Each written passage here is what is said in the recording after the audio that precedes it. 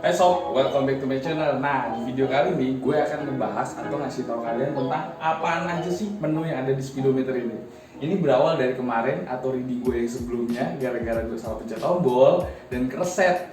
Padahal itu ada trik yang pengen gue jadiin patokan buat penggunaan bahan bakar. Tapi dari situ sebelumnya biasanya gue udah baca-baca dulu pedomannya. Sekarang langsung aja kita tes. Pertama di sini kalian bisa ngeliat nih. Di sini kan selalu ada lambang merah cetip-cetip. Nah, ini bukan alarm ya sob, tapi ini adalah lambang iMobilizer. Cara kalau kalian mau matiin ini lambang gampang banget, tinggal nyalain. Oke. Nah, habis itu dimatiin. Nah, kan masih tetap nyala tuh. Begitu nyala kita pencet aja yang ini dua atas bawah barengan. Kurang lebih 2 sampai 3 detik mati. Udah nyala lagi kan dia. Oke. Itu yang pertama. Balikin semulanya gimana tuh? Kalau balikin semulanya gampang, tinggal dilakuin hal yang sama. Oke sob, sekarang kita masuk ke menu speedometer. Jadi di sini speedometer dibagi ada dua.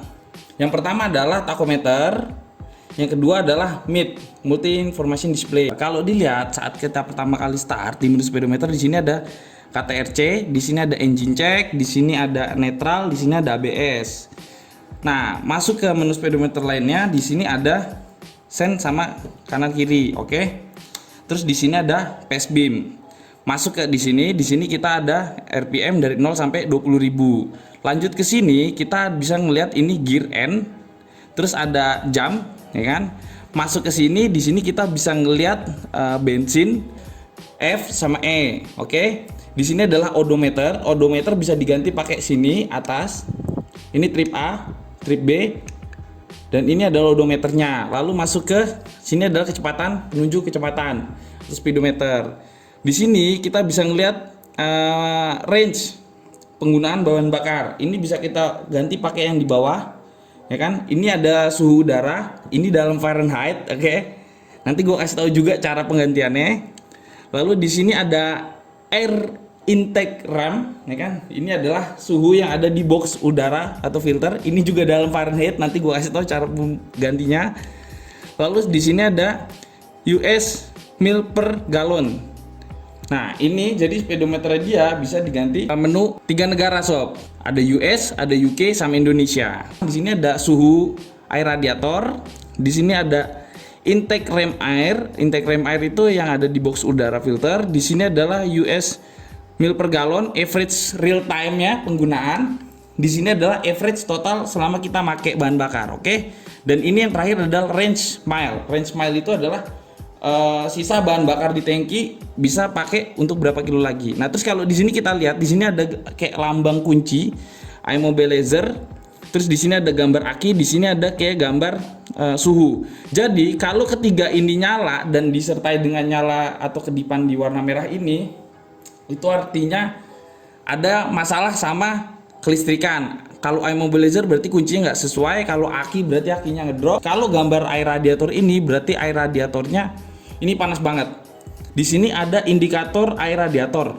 Jadi kalau di sini tadi adalah angkanya dalam air radiator, di sini barnya gitu. Oke, lanjut ke sini ada gear, di sini ada jam.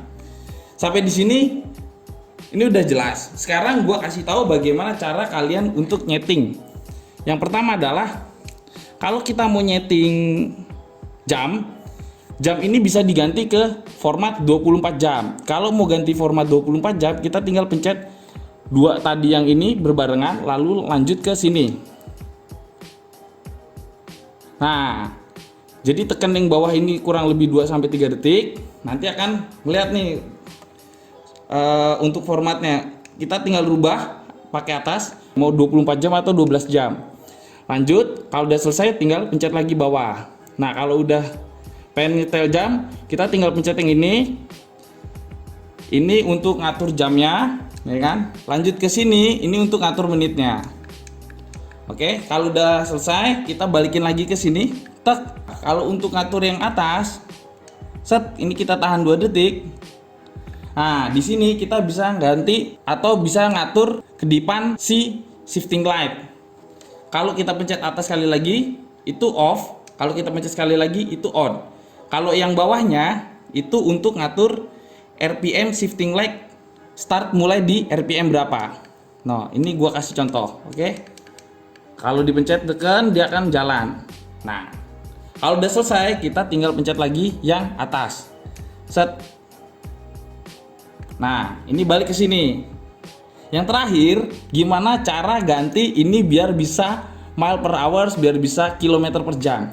Caranya gampang banget sob. Pertama adalah kita tekan yang atas dulu sekali untuk menyelesaikan settingan jam, terus RPM dan shifting light tadi. Sekarang kalau kita mau nyeting ini gimana biar bisa jadi mile per hours, pertama adalah ini harus di posisi odo ya.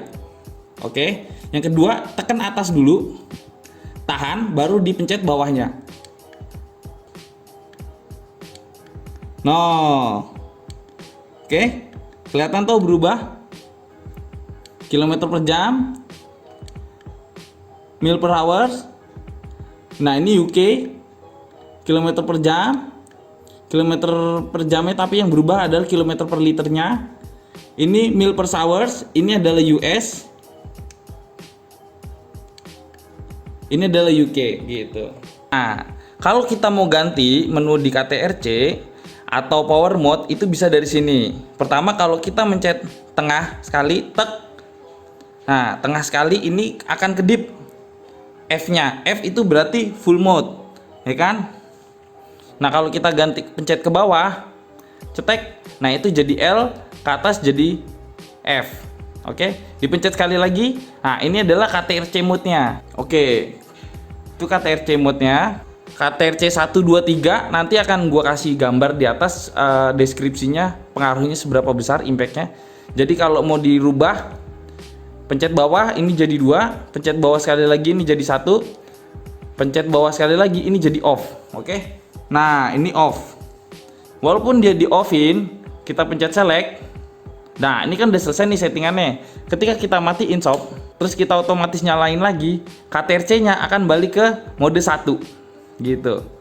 Nah, untuk mencet KIS atau menu di KIS, kita tinggal pencet select ini, tahan 2 kali, tahan 2 detik, set. Nah, tuh quick shifternya hilang tuh. Kalau mau onin lagi tinggal pencet. Kalau dipencet sekali lagi, set 2 detik, quick shifter hilang, dipencet 2 detik, quick shifter muncul. Oke sob, sekarang kita masuk ke settingan yang kedua, yaitu gimana caranya kita masang si single seater. Nah, sekarang yang kedua adalah kita ganti single seat. Gimana caranya? Pertama kita buka dulu joknya, ya kan? Cara buka joknya pun dari sini dulu, tarik. Oke, nah ini clear. Jadi kemarin gue pikir single seater itu PNP alias langsung plug and play. Ternyata enggak, ada baut yang di sini.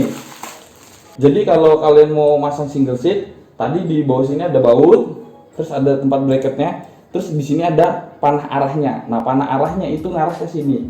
Masangnya gampang, tinggal taruh di sini dan kalian tinggal butuh pakai kunci 8. Jadi tinggal diklek di sini, ya kan?